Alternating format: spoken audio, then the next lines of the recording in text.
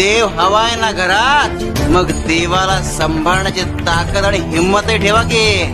मग चिंता कशाला? अगे तुम्ही फक्त श्रद्धा आणि भक्तीचं बी लावा ग. कृपेची फळं देण्याचं काम आमच्यावर सोडा. दुसऱ्यांचं दुःख पाहून जेव्हा आपल्या डोळ्यात अश्रू येतात तेव्हा त्यांचं मूल्य हे मोत्यापेक्षा कमी नसतं. अश्रूंचं मोल पाण्याहून अधिक यासाठी असतं कारण त्याला भावनेची जोड असते. आमच्या भक्तांची भावना तळ हातावरील फोडाप्रमाणे जपतो आम्ही. वाट बिकट आहे पण भिवू नकोस, मी तुझ्या पाठीशी. शिव शंकर शंभो.